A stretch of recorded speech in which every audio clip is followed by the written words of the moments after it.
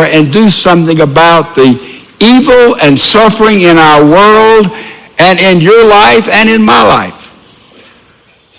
So the problem there is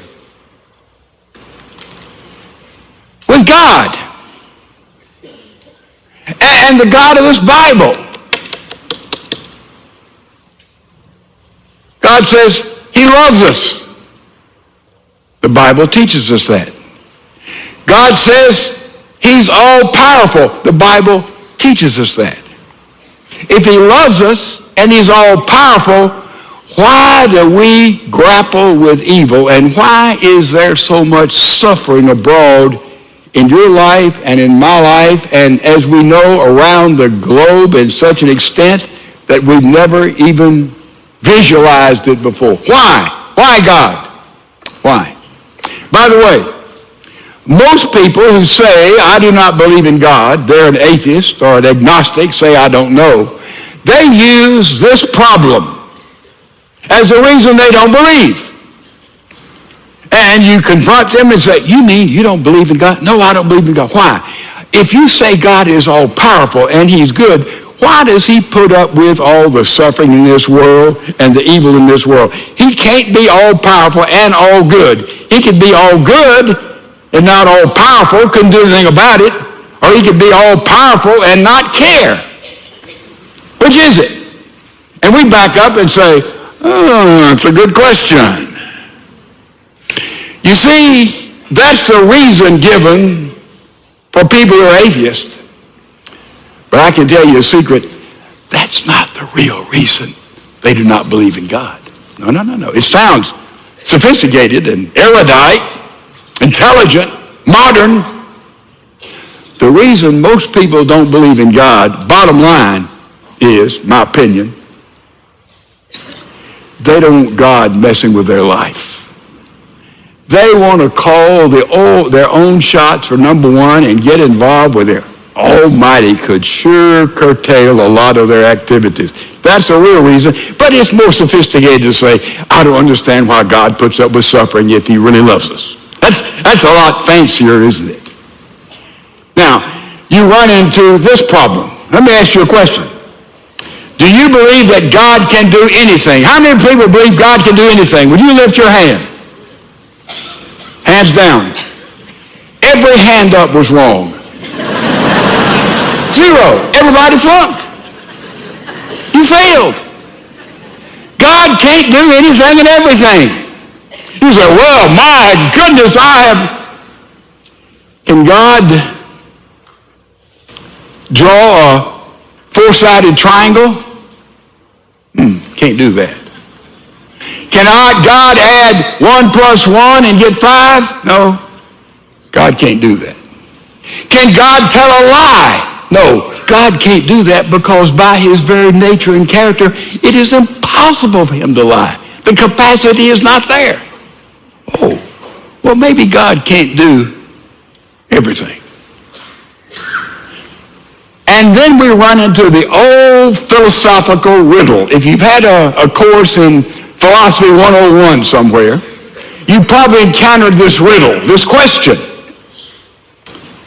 Can God make a stone so heavy that he cannot lift it? That's the stone paradox. Rephrase it. Can God make a stone he cannot lift? Now you see the problem with that. If you say, no, God can't make a stone he cannot lift, you're challenging his omnipotence. There's something he can't do. Oh yes, God can make a stone he cannot lift. Oh, you're challenging his omnipotence on the other side. So the skeptics say, gotcha. I got you there. So maybe the problem is with the definition of omnipotence. Omnipotence is not that God can do anything and everything, that he has the power to do anything and everything. Omnipotence means that God has the power to do what he wants to do, what he intends to do. That's what omnipotence means. See, that's the definition. And therefore, that paradox of the stone, you've got two attributes of God coming at one another. You've got the attribute of God as the creator, creating power, and you've got creating the stone, and you've got the God of God and his power to lift something. So you've got two attributes of God coming at one another. You can't do that. You can't look at this attribute of God and this attribute of God. You have to take God with all of his attributes. So let's go back to our question. Can God make a stone that he cannot lift? The answer is no. You say, boy, that does away with his omnipotence. No, the fact that he cannot make a stone that he cannot lift is the result of his omnipotence. Do you see it? It's proof of his omnipotence. So it's a paradox, they call it, the paradox of stone. It's not really a paradox. It proves that he is indeed omnipotent in the sense he has the power to do what he intends to do. More power will not give him the ability to draw a four-sided triangle, will it? More power will not give him the ability to lie, will it? So, we still have this problem. And look how it's expressed. Look on your screens. I want to give you how it runs down. Just read that with me. This is the argument that we're faced with so many times. Look at it. If God exists, there cannot be evil unless he has a reason to permit it. And I don't see any reason for God to permit evil and suffering. Do you? Number two, there's a lot of evil and suffering around. No argument there. There is no reason God should permit evil or suffering. Therefore, God does not exist.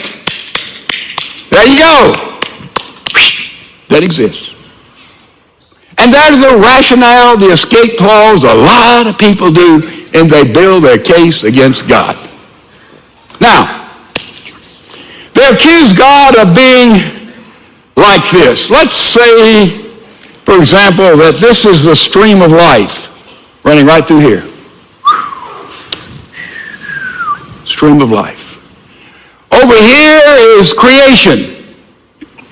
God is standing right here, and he can look all the way back with his omniscience, all-knowing. He can see all of history from creation all the way down to the present time, bang, and from the present time, he also can see all of the future ahead of time as it runs all the way into heaven or the end of time. God stands here, omnipotent, omniscient, omnipresent, and he observes the stream of life. Actually, God does not have foreknowledge. I have to think a little bit, I apologize. God does not have foreknowledge, he has only knowledge. Because in eternity, there's no time. Time is created by God. It's timelessness. It's infinity. It's eternity. So God just stands here and he sees the future in the now. It's already happened. So God stands here and he observes the stream of life, and we ask the question, if you are omnipotent and you do love, why don't you eliminate evil and suffering in the stream of life when you are right there on the bank of the river of life? Why doesn't God take action? Are we all together? You get it? Now, I want to introduce you to another word. And I want you to look on the screen and get the definition of it. This is the defense of God. You see it? Theodicy. Big word. Incorporate it into your vocabulary. Theodicy. A theodicy is a defense of God. In other words, when people accuse God of not using his power to eliminate suffering, there are theodicies, defense of God, that people have come up with. Some are theological, some are philosophical. They come from every areas. So let's see about how you would defend God with a theodicy. Someone comes to you and says, man, the God you worship, the Bible, he allows evil and suffering in the world. He's supposed to be all powerful. How can this be? Here are some theodicies that are used to defend the Almighty. Okay? First is the free will theodicy. We're created in the image of God. Primarily, the most quality of being created in the image of God is we have free will. We can choose. We have freedom. And how that is like God. We're the only created being in all of the cosmos that has free will. Nothing else has free will but human beings. Nothing else has free will but human beings. And therefore, it is that free will that leads us into sin, leads us to suffering, leads us into pain, that gets us involved in evil. It's the choices, the decisions we make, and we make them in and of ourselves because we are free. You say, well, why didn't God make a world where we wouldn't have to be tempted? Why did he make a world where he have to take away our freedom? And if you take away your freedom, you know what else you lose? Love. You don't have the ability to love. Well, I don't get that. You mean I can't love unless I have freedom? That's exactly right. Love is number one. Remember in Matthew 22, the lawyer went to Jesus and said, what's the most thing we're to do? What's the number one commandment? Jesus said, that's easy. Love the Lord thy God with all your heart, with all your soul, with all your mind, with all your strength, and then love your neighbor the way you love yourself. Love's the number one thing. But listen, without freedom, we can't love. We'd be robots. We'd be machines. Love God. Okay, I'm programmed to love God. Love people. Okay, I'm supposed to love. That's not love. God is not a divine rapist, ladies and gentlemen. He doesn't force himself on us because we have the gift of freedom. We have the gift of free will. And look at these points of free will. Look, God made everything perfect. One of the perfect things God made are free creatures. Free will is the what? Is the cause of evil. Therefore, imperfection, evil, can arise from perfection, not directly but indirectly through, what's our word? Freedom. So, we look back and say that free will is a defense. It is a theodicy to say we have evil and suffering in the world because man has free will. And that's where so much of our suffering, so much of our evil really stems from. Number one, theodicy, free will. All right, number two, theodicy. I want you to look at it carefully. It is that we live in a fallen world, the fallen world theodicy.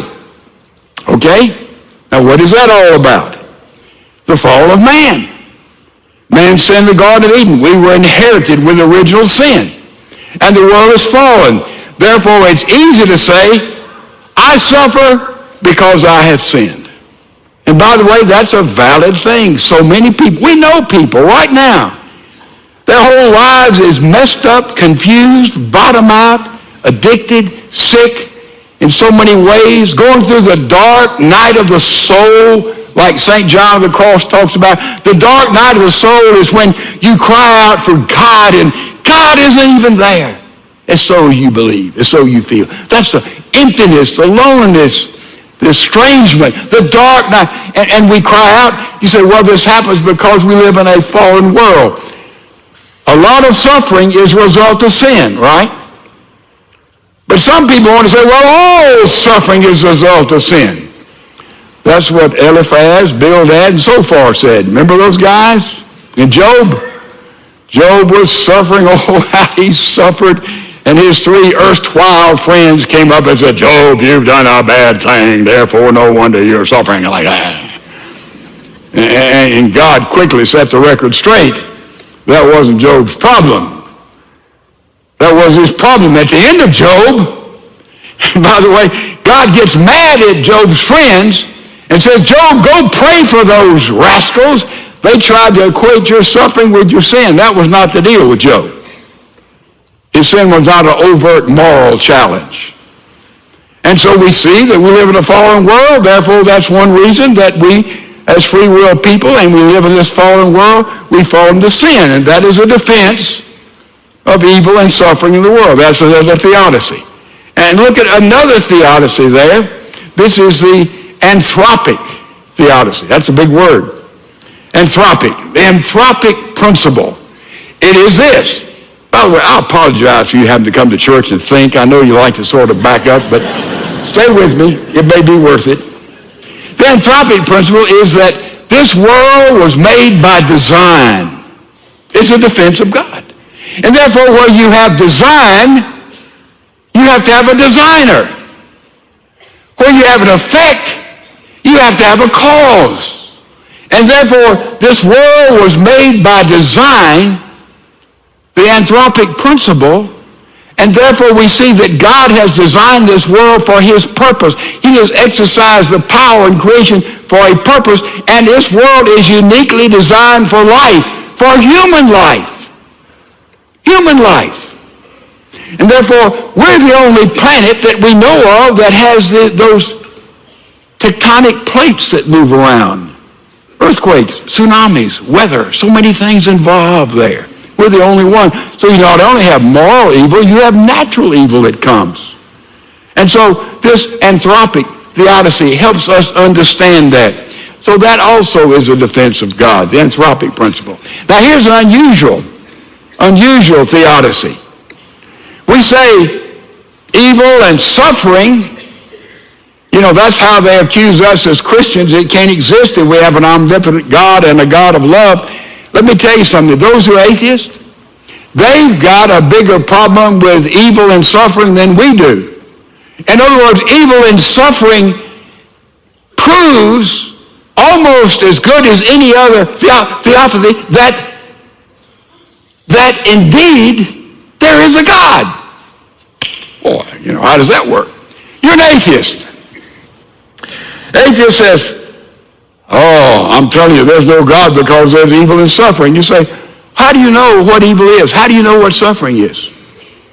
An atheist looks at the natural world. What do you find in the natural world, ladies and gentlemen? Might makes right. Big animals eat little animals. Have you seen the Serengeti? Oh, boy. That's the natural world, isn't it? Big nations gobble up little nations. We're seeing that everywhere now. That's the natural world order. Selection. Natural selection. Power. That's the natural world. So an atheist, that's all they have to go on. It's the natural power in the natural world. We say, look, you're crying out for justice as an atheist. An atheist has no reason to call for justice. Just natural justice is there unless you have the introduction of a supernatural sense of justice. The natural order is all an atheist has. There has to be a supernatural addition to that for this to make any sense. So an atheist doesn't have a leg to stand on when they complain. And evil and suffering proves God much more than it disproves God. I want you to look at a statement about this. A very, very important to see it. If you have a God great enough to be mad at for not preventing evil and suffering, follow me, you have at the same time a God great enough to have a reason to allow evil and suffering you can't understand. If you got a God you get angry at, man, God, there's evil and suffering, look at my life, I'm mad at you. And you say, I don't understand it. Well, if that God is big enough for you to get mad at, he's big enough to have reasons that you and I can't understand or can't grasp as to why we're going through these dark valleys or deep places or other people are.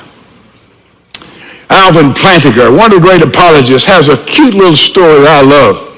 If you have a pup tent, they're small tents, ladies, pup tent, and you go and you look in the flap of a pup tent, you say, there's not a St. Bernard dog in there. That's right. You just can't hide a St. Bernard dog in a little tent. You can't do it. And he would say that's accurate. No St. Bernard in there. Nobody argue that. The same person goes to the pup tent and pulls the flap and says, there are no seums in there. Know what a no-seum is? Yeah. Some part of the country, they have them. I've got into a nest of them. They're little bitty meats that come up, and you don't see them. Well, they'll bite you. I mean, they got a giant bite. How many know about no-see-ums? Oh, you've heard part of they have them. I don't think we have them around here. We may. Do we? Don't think so. Not bed bugs. No-see-em. You don't see these guys. And so if somebody goes to the pup tent and said, oh, there's no-see-ums in here. How does he know there's no-see-ums? He can't see them. So what I'm saying, God has reasons for suffering in your life, in my life, and we don't see it because his ways are higher than our ways. His agenda is far beyond our agenda. So we don't have a reason for everything. God does. We see this way that he proves himself. And then finally, there's another one that I want you to look at. That is a purifying theodicy. Sickness purifies us. Have you noticed that? Had my chest split open, 4 or 5 years ago, and they tinkered around and put a lot of things here, there, and yonder. Boy, that'll purify you. Sure will. It surely will. Or it should. So the problem is, suffering purifies. It cleanses. It helps us get our priorities right. When you're lying flat,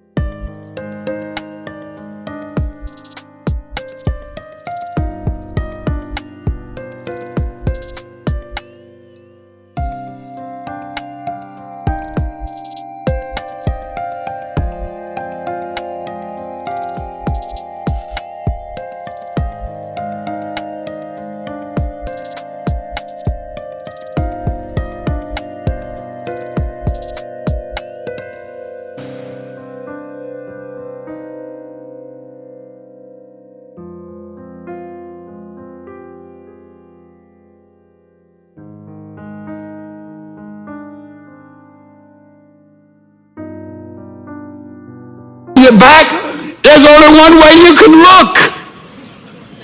Look up. It purifies. That's another theodicy for God. Now you put all of these theodicies together, giving some rational understanding of evil and suffering and why God is omnipotent and he's also a God of love, but we still have, you put all of them together, it still doesn't answer all of our questions, does it? Doesn't do it. And you can take any one of them. You say, well, free will is the best understanding of evil. It may be, but free will has a hole in it, as every one of these theodicies has a hole in it. Now, what's the free will hole? In other words, the idea that free will is, here it is. You have a 4-year-old boy. You play in the yard, he's running towards the street. Car's going, shoo, shoo, shoo, shoo. You run out there and grab him and get him before he goes to the streets and son. Oh, son. Now, when he grows up, gets to be about 15, he then comes and says, Daddy, you remember that time you violated my free will and didn't let me run out in the street? I just haven't forgiven you for that. No, that doesn't happen. You say, well, here's our Heavenly Father that loves us more than a human father can love us. Why doesn't he sometime violate our free will to keep us from having a wreck and running out into the streets of life? You see, the free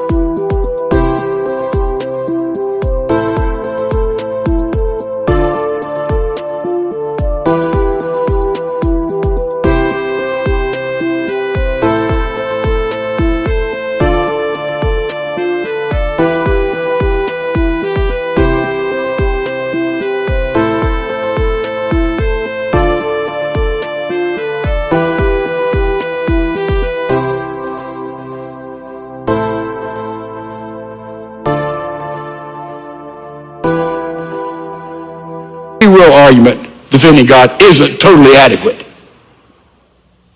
In fact, you can stand at the foot of the cross and you can look up there and you can ask all these questions. Why this God? Why that God? I don't understand this suffering, this evil, this problem, this situation. And you ask all those questions and you'll never get them all answered. But there's one thing that you'll discover at the foot of the cross, and that's all you need to know. That is that the man on the cross, the God-man wrapped up in human face, really loves you and me in and through all of this, because this God-man